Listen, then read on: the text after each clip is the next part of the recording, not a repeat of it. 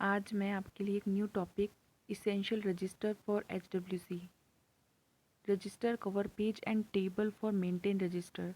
जो हम बहुत ही ज़रूरी जो रजिस्टर हमारे HWC पे होने ही चाहिए उसके बारे में हम थोड़ा डिस्कस करेंगे कि किस तरह उसका कवर पेज और किस तरह उसकी टेबल बनाई जाती है। अगर हमारे पास प्रिंटेड मटेरियल अवेलेबल है तो अच्छी बात है, अगर नहीं है तो इस तरीके से हम बना सकते हैं। तो आप पूरा वीडियो ज़रूर देखिए, आपके लिए बहुत हेल्पफुल होगा। फर्स्ट अटेंडेंस रजिस्टर, जो कि हम सभी को पता है कि जो हम सबसे पहले जो रजिस्टर यूज़ करते हैं वो अटेंडेंस रजिस्टर ही होता है, जिसकी टेबल इस तरह होती है कि हमें पर डे साइन करने होते हैं अटेंडेंस रजिस्टर में। मंथ आता है, नेम आता है और कंप्लीट हमारा डेजिग्नेशन, और उसके बाद कंप्लीट जो जितने मंथ्स हैं उतना डेज़ हैं उन पर हमारे सिग्नेचर होते हैं। सेकेंड है OPD रजिस्टर। OPD रजिस्टर जो भी आपके आउट पेशेंट में पेशेंट आ रहा है, चाहे वो कोई भी हो, वो सारी एंट्री हम OPD रजिस्टर में करते हैं, जिसकी टेबल इस तरह दिखाई देती है, जिसमें डेली जो रजिस्ट्रेशन नंबर आ रहा है वो ओल्ड रजिस्ट्रेशन नंबर, मान लीजिए कोई पहले पिछले मंथ भी वो पेशेंट आया है तो वो आप एंटर कर सकते हैं। Date, patient name, mobile number, address, age, sex, क्या साइन एंड सिम्टम पेशेंट को शो हो रहा है और आपने क्या ट्रीटमेंट दिया है। इसके अलावा अगर कोई पेशेंट 30+ है तो उसकी हमें NCD स्क्रीनिंग करनी है, उसमें हमें नेगेटिव या पॉजिटिव लिखना है। अगर पेशेंट पॉजिटिव पाया गया तो उधर पॉजिटिव लिखना है, अगर नेगेटिव है तो नेगेटिव शो करना है। अगर TB से रिलेटेड कोई भी सिम्टम उसके दिखाई दे रहे हैं तो वो भी हम यहाँ पे सस्पेक्टेड TB केस में येस और नो में एंट्री डालनी है। या कोई भी पेशेंट आया है तो उसका ई-संजीवनी अगर हमने किया है उस पेशेंट का तो उसके लिए भी हमें येस और नो, और पेशेंट को अगर रेफ़र किया गया है तो भी हमें येस और नो में आंसर देना है। इस तरीके से ये OPD रजिस्टर की एंट्री की जाती है। Next register NCD screening register, जिसके बारे में आप सभी जानते हैं। NCD जो हम स्क्रीनिंग करते हैं पेशेंट की, वो इसके अंदर एंट्री की जाती है। ये इस तरह दिखाई देती है इसकी टेबल। कंप्लीट आपको हेल्थ एंड वेलनेस सेंटर का नेम और मंथ। हर मंथ में हमारा एक टारगेट है, उतना हमें टारगेट करना ही है। तो उसमें फर्स्ट है date, CBAC number, patient name and address, mobile number, age, sex, CBAC score. CBAC scoring आपको पता ही है, 4 से अगर अबव है तो बहुत रिस्की है, 4 के कम है तो जिसको प्रायोरिटी देनी है उस अकॉर्डिंग ये सीबैक स्कोर हमें लिखने हैं। इसके अलावा सारी जो स्क्रीनिंग कर रहे हैं जैसे hypertension, diabetic, oral, breast, cervical, इन सभी की हमें रीडिंग लिखनी है। जो ओरल ब्रेस्ट कैंसर, इनमें हमें क्या पाया गया, अगर अल्सर पाया है या कुछ और है तो वो भी हमें यहाँ पर लिखना है। और लास्ट में कंडीशन, क्या कंडीशन पाई गई, अगर नॉर्मल है तो नॉर्मल, और इन सभी में से कुछ पाया गया तो वो हमें राइट करना है, लिखना है। रेफ़र किया है तो रेफ़र के बारे में, फॉलोअप किया है तो कहाँ से उसका येस और नो फॉलोअप लिखना है, ठीक है। और जिस पेशेंट का हम अभी स्क्रीनिंग कर रहे हैं उसको हमने पोर्टल पे एंट्री कर दी है या नहीं, वो भी आपको येस और नो में इस रजिस्टर में आपको एंट्री करनी है। अगर आपने बाद में कर दी, अभी नहीं करिए, तो आप उसकी जगह नो लिखिए और जब आप एंटर कर दे तब आप उसको यस कर दीजिए। नेक्स्ट है NCD फॉलोअप। जो आपके NCD स्क्रीनिंग के दौरान जो पॉजिटिव पेशेंट पाए गए वो सभी फॉलोअप के अंदर आएंगे, तो वो इस रजिस्टर में आएंगे जो पॉजिटिव पाए गए। तो जो पॉजिटिव पेशेंट है, मान लीजिए NCD स्क्रीनिंग की गई, उनमें से इस मंथ जो भी मंथ आप एंट्री कर रहे हैं उस मंथ में 40 पेशेंट की आपने स्क्रीनिंग करी, उसमें से 10 पेशेंट है वो पॉजिटिव पाए गए, तो उन पॉजिटिव पेशेंट को सभी को आपको फॉलोअप रजिस्टर में लिखना है।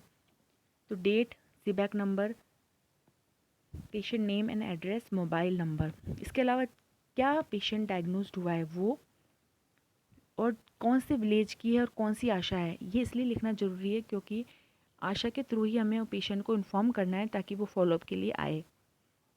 इसके अलावा कौन सी डॉक्टर फैसिलिटी से ट्रीटमेंट चल रहा है, क्या ट्रीटमेंट चल रहा है, कौन सी ड्रग चल रही है, और ये कंप्लीट 1 2 3 ये मंथ वाइज दे रखा है follow up. 1 month, 2 month, second month, इस कंप्लीट हमें फॉलोअप करना है। मान लीजिए कोई 6 मंथ के बाद फॉलोअप के लिए नहीं आया तो हमें आउटकम जो दिखाई दे रहा है ऊपर वो लिखना है। जैसे कोई पेशेंट क्योर्ड हो गया तो C, FR failure to respond की, उसका रिस्पॉन्ड अच्छा नहीं आ रहा है या फिर उसका ट्रीटमेंट प्रॉपर नहीं उसके ऊपर अच्छा नहीं ट्रीटमेंट हो पा रहा है तो FR लॉस्ट ऑफ फॉलोअप, उसने फॉलोअप कंटिन्यू नहीं रखा, नॉट इवेल्युएटेड, डाइड या ट्रीटमेंट सक्सेस, या मान लीजिए 6 मंथ बाद उसका वो प्रॉपर तरीके से क्योर हो गया है तो हमें वो लिख देना है। कंटिन्यू हर किसी का 12 मंथ तक नहीं चल रहा है, वो 4 मंथ बाद उसकी डेथ हो गई हो तो वहाँ तक हमें उसका आउटकम लिखना है। इस तरीके फॉलोअप रजिस्टर मेंटेन करना है। नेक्स्ट है TB screening register. TB screening register हमें जिस तरह हम NCD की स्क्रीनिंग की जाती है इसी तरीके से TB पेशेंट की भी स्क्रीनिंग करना होता है। जो आपके OPD पेशेंट आते हैं उसका आपको 4% है वो आपको TB की स्क्रीनिंग करनी है। तो किस तरह मेंटेन करना है आपको सबसे पहले डेट, OPD रजिस्ट्रेशन नंबर, जो आपने OPD के अंदर रजिस्ट्रेशन नंबर लिखा है कि कोई भी पेशेंट आता है तो हम OPD में एंट्री जरूर करते हैं, उसका रजिस्ट्रेशन नंबर आएगा। इसके अलावा patient name and address, mobile number, age, sex, weight in KG. Weight बहुत ज़रूरी है TB पेशेंट के लिए क्योंकि एक बहुत इंपॉर्टेंट सिम्टम है पेशेंट के लिए कि इसी से हम डायग्नोज कर सकते हैं कि जो वेट है, कंटिन्यू फीवर है, कंटिन्यू कफ है, ये सब जो सिम्टम्स हैं ये बहुत मेजर सिम्टम है। इसी से हम सस्पेक्ट करते हैं कि ये TB पेशेंट हो सकता है। तो हमें वेट बहुत ज़रूरी लिखना। इसके अलावा चीफ कंप्लेन क्या है पेशेंट की, पेशेंट का स्पूटम कलेक्ट किया है या नहीं, ये आपको एंटर करना है। ठीक है, उसके अलावा आपने रेफ़र कहाँ किया है उसको। फिर रेफ़र करने के बाद जब भी पेशेंट रेफ़र होके उसको जहाँ भी रेफ़र होके वापस उसको बोलना है कि आप वापस यहाँ आइए। जब वो आएगा तो क्या टेस्ट रिज़ल्ट रहा, उसका एक्सरे हुआ या नाट हुआ या स्मीयर एग्ज़ाम हुआ, क्या हुआ वो आपको यहाँ शो करना है कि जो भी हुआ उधर टिक करना है और उसकी जो भी पॉजिटिव आया नेगेटिव आया वो एंट्री करनी है। अब वो पेशेंट का आउटकम क्या है, वो एक्टिव केस है, नेगेटिव केस है, पॉजिटिव केस है, किस तरह का केस है वो आपको यहाँ शो करना है। ये स्क्रीनिंग रजिस्टर है, इसमें हम पेशेंट को ओनली स्क्रीन कर रहे हैं, सस्पेक्ट कर रहे हैं, ना कि वो पॉजिटिव। ज़रूरी है ये भी हो सकता है कि वो जब पेशेंट आगे रेफ़र किया है अपने आगे जांच के लिए गया हो स्पूटम कलेक्शन के बाद या उसका चेस्ट एक्सरे हुआ है तो वो नेगेटिव पाया गया तो हम यहाँ नेगेटिव लिख देंगे और वो पेशेंट नेगेटिव हो चुका है, उसको हम फिर फॉलोअप में नहीं डालेंगे। अगर वो पेशेंट पॉजिटिव पाया गया है तो उस पेशेंट को हम TB फॉलोअप रजिस्टर में एंट्री करेंगे, जो कि इस प्रकार है।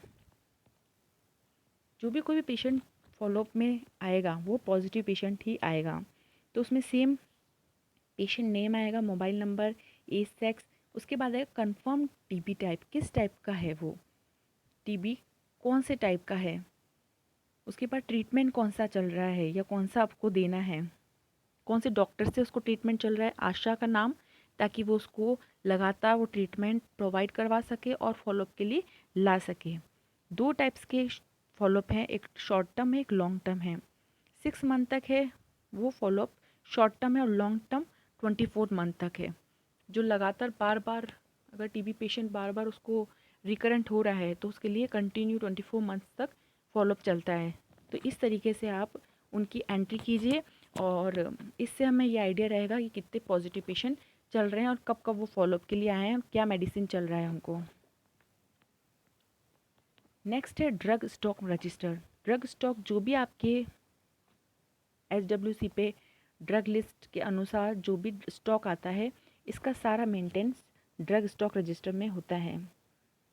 जैसे date, serial number, date, opening stock, जब जैसे कोई भी मेडिसिन है, PCM है या जो भी मेडिसिन हमें हमारे PSC से CSC से हम इंटेंड करके लेके आए हैं तो जो भी स्टॉक की ओपनिंग स्टॉक है, जैसे 500 दिया है तो 500 की ओपनिंग स्टॉक, रिसीव्ड क्वांटिटी मतलब हमने जितना इंटेंड किया और कितना हमें रिसीव्ड हुआ, क्या उसका बैच नंबर है, जब आप वो वाउचर लाएंगे उसके अंदर सब लिखा होता है, क्या बैच नंबर है, उसका MFG मैन्युफैक्चरिंग डेट क्या है और एक्सपायरी डेट क्या है। ये बहुत ज़रूरी है जो भी मेडिसिन के लिए ये हमें लिखना है। सप्लायर का नेम, इशूड कितनी क्वांटिटी इशू की गई है, कौन है जो रिसीव किया है और क्लोजिंग स्टॉक क्या है। ओपनिंग स्टॉक मीन्स ये होता है कि हमारे पास इस ड्रग के कितना ओपनिंग स्टॉक है और हमारे पास जब रिसीव किया उसके बाद कितना स्टॉक रिमेनिंग है, मतलब कंप्लीट टोटल स्टॉक कितना बचा है। इस तरीके से ही हमें कंप्लीट स्टॉक मतलब होता है कंप्लीट हमारे पास SWC पे इतना मटेरियल प्रेजेंट है, इतना ड्रग अवेलेबल है। नेक्स्ट है daily medicine use tracker register. हम डेली ओपीडी देखते हैं पेशेंट की और डेली मेडिसिन यूज़ होती है, तो ये रजिस्टर उसी के लिए हेल्पफुल है। जैसे हमने ओपीडी में किसी भी पेशेंट को फीवर और उसको कोल्ड है तो हमने उसको पीसीएम लिखा और एंटीबायोटिक्स लिखी, तो कितनी कितनी लिखी, तो पर डे हमने 20 पेशेंट देखे तो 20 पेशेंट्स को अलग अलग मेडिसिन दी, तो उन सभी के लिए एक मेडिसिन यूज़ ट्रैकर है रजिस्टर, जिसमें हमें हमें ये पता लग जाएगा कि इस पेशेंट इतनी ये मेडिसिन इतनी क्वांटिटी में इस दिन खर्च हुई है। जैसे ये एक टेबल दी गई है जिसके अंदर आप देख सकते हैं कि जैसे कोई भी ये सारी मेडिसिन के नेम हैं और इतनी क्वांटिटी में हमारे पास अवेलेबल है।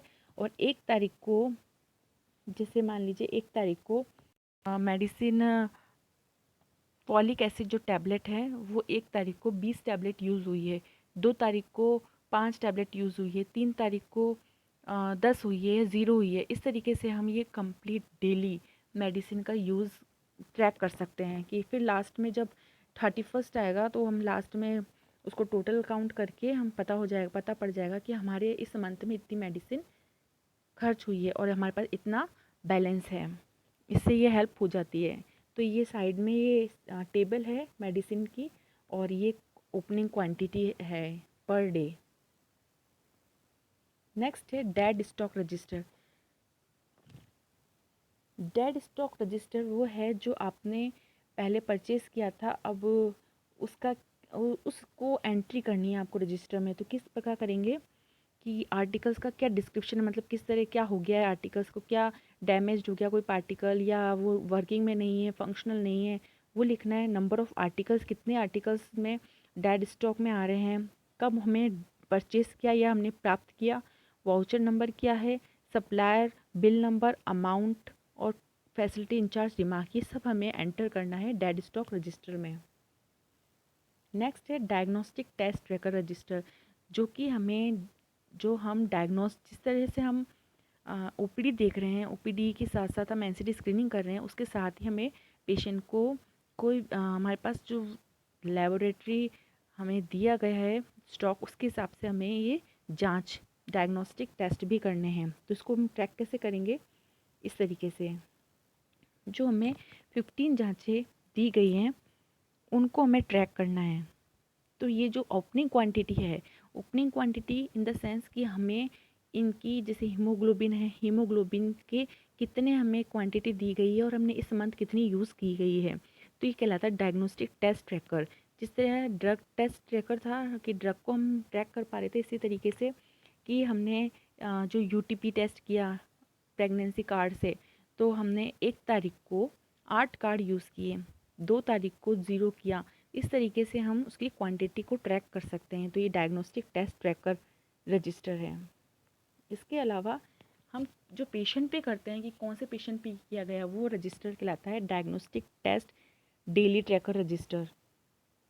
जो डेली पेशेंट पर हो रहा है वो कहलाता है diagnostic daily tracker register. Date, OPD registration number, जो हम ओपीडी में पेशेंट हैं उसमें तो हम एंटर कर रहे हैं, इसके साथ साथ patient name, address, mobile, age, male female, कौन सा डायग्नोस्टिक टेस्ट कर रहे हैं, मलेरिया, डेंगू या डिप्स्टिक टेस्ट या urine test, blood sugar test, जो भी टेस्ट कर रहे हो दैट्स का नाम आएगा, क्या रिजल्ट निकला, रिमार्क्स और सिग्नेचर। इस तरीके से डेली की ओपीडी के अकॉर्डिंग हम जितना डायग्नोस्टिक लेबोरेटरी टेस्ट कर रहे हैं वो यहाँ पे हमें डेली ओपीडी के अकॉर्डिंग चलानी, जैसे हम ओपीडी में करते हैं, जैसे स्क्रीनिंग करते हैं, उसी तरीके से हम इसमें भी डेली की एंट्री करनी है।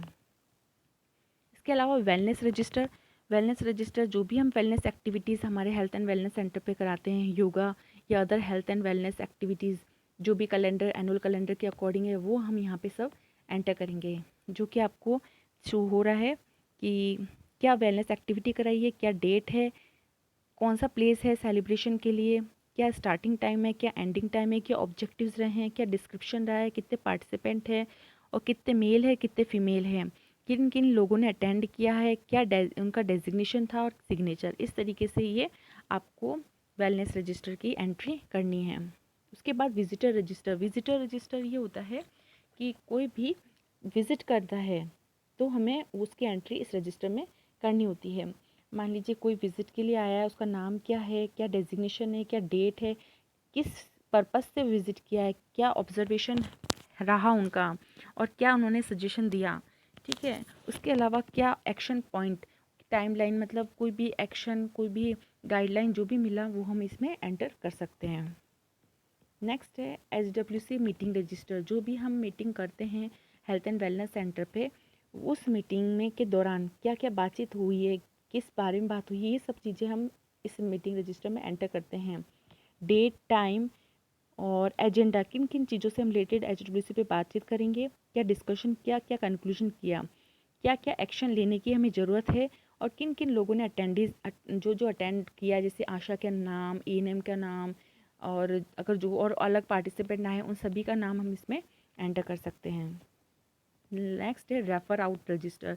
कोई भी पेशेंट पॉजिटिव या कोई भी पेशेंट हमें रिस्क पेशेंट लगता है, HRP पेशेंट है, तो हमें उनको रेफ़र करना होता है, तो उसकी एंट्री हमें रेफ़र आउट रजिस्टर में करनी है। जैसे OPD registration, patient name, mobile number. इसके अलावा वाइटल साइंस, कोई का पेशेंट BP बहुत हाई आ रहा है तो हमें रेफ़र किया, तो वो हमें शो करना है। उसके बाद हमें रेफ़र क्या किया, DH में किया, CSC किया, जो भी है इस तरीके से हमें, और रीज़न ज़रूर लिखना है कि हमने कोई डॉग बाइट से हमने उसको रेफ़र किया है, या बहुत सीरियस कंडीशन है, या ब्लीडिंग है, या जो भी है वो रीज़न डाल के हमें उसको रेफ़र करना है और आगे इन्फॉर्म करना है। Thank you friends. I hope आपको ये रजिस्टर के बारे में समझ आया। अगर कुछ भी आपको नहीं समझ आया तो मुझे कमेंट कीजिए, और आपको अगर इसका फॉर्मेट चाहिए तो मुझे कमेंट करके ज़रूर बताइए। Thank you friends.